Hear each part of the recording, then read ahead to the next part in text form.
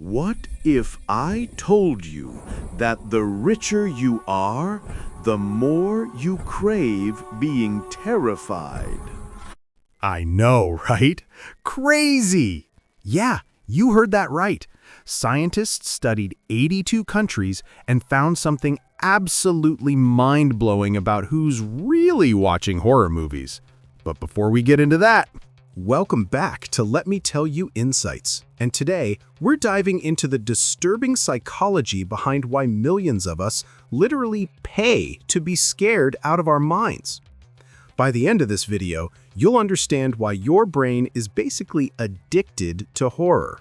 So let's get into it. The wealth-horror connection. Here's where it gets crazy. Researchers analyzed 82 countries and discovered that people in wealthier nations with higher GDP consume way more horror content. But why?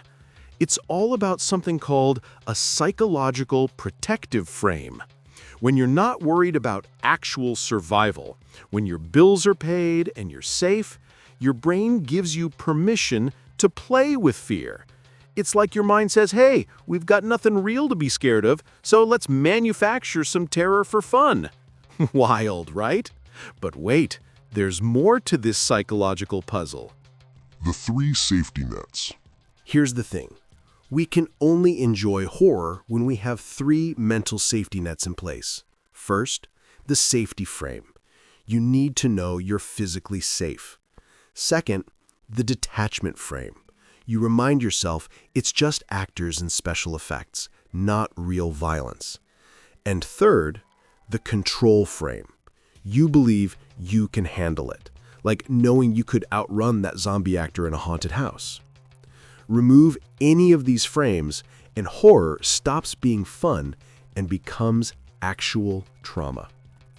Okay, so we're safe. Now what happens in our brains?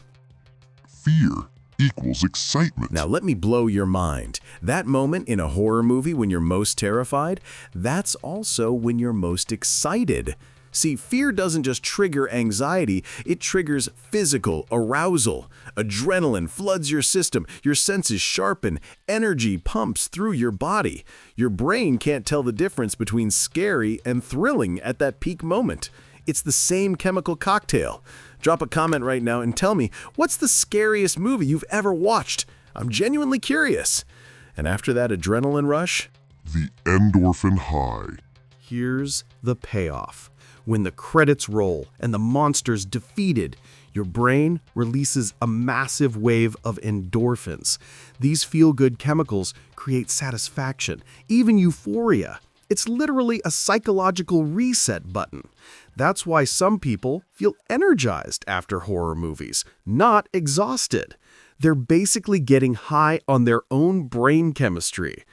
But horror isn't just a solo experience. Horror bonds us. Here's something beautiful, though. Horror is incredibly social.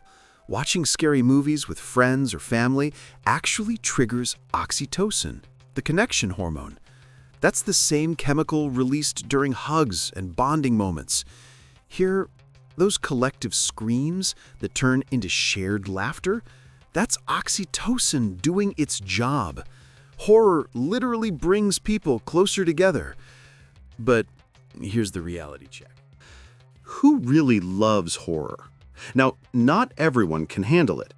Highly empathic people actually struggle with horror because they feel others suffering too deeply.